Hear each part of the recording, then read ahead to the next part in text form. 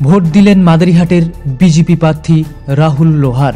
বুধবার সকাল সকাল ভোট দিলেন মাদারিহাটের বিজেপি প্রার্থী রাহুল লোহার।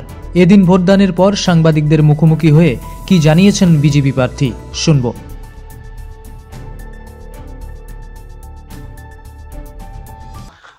আজকে সকালে উঠেছি, আমি মায়ের পুজো করেছি, আমি চেকপোস্টে কালী মায়ের পুজো করে আমি বেরিয়েছি এবং নিজের ভোট কেন্দ্রে আমি ভোট দিয়েছি।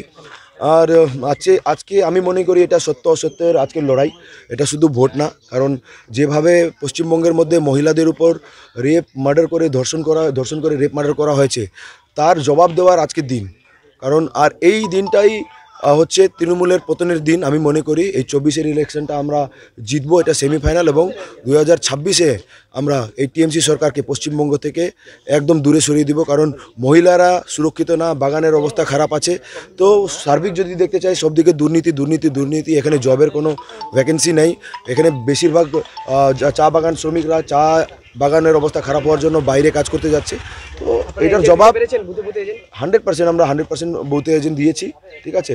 তো এখন পর্যন্ত শান্তিপূর্ণ আছে। সকাল সকাল দুই একটা জায়গায় ওরা চেষ্টা করেছিল, আমরা police observer, general observer, election কমিশনে কমপ্লেন করার পরে এখন পর্যন্ত 100%। পুজো দিয়ে ভোট দিলেন? হ্যাঁ, আমি পুজো দিয়েছি, পুজো দিয়ে ভোট দিলাম। এটা হচ্ছে চেকপোস্টে আমাদের বহুত পুরনো কালী মন্দির আছে, সেখানে দিয়েছি ভোট।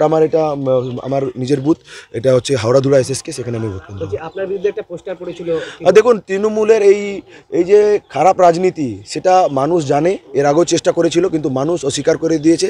আর বীরপাড়া মাদারিহাটের মানুষ রাহুল লোহারকে জানে। রাহুল লোহার সবসময় সবার জন্য পাশে দাঁড়িয়েছে, সেটা জিপিতে হোক আর সমিতিতে হোক, জেলা পরিষদে হোক। আমরা সবসময় রাস্তায় ছিলাম মানুষের জন্য এবং আন্দোলন করেছি, মানুষ আমাকে চেনে।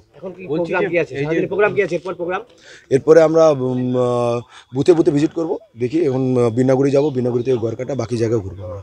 মক টেস্ট হয়েছিল এজেন্ট ছাড়া, ওটা কি ঠিক হয়েছে? এটা ঠিক হয় না। আমরা ইলেকশন কমিশনকে আমি ফোন করেছিলাম, মেলও করেছি, দেখি এটা নিয়ে কি করা যায়। ঠিক হয়নি। দেখুন, যতক্ষণ না ইলেকশন এজেন্ট না পৌঁছাবে, মক টেস্ট তো করতে পারে না। যখন ইলেকশন এজেন্ট পৌঁছাবে, তারপরে মক টেস্ট করবে।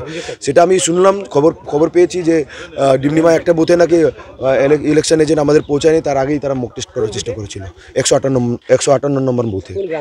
এটা হচ্ছে শিশুজুমরা গ্রাম পঞ্চায়েত।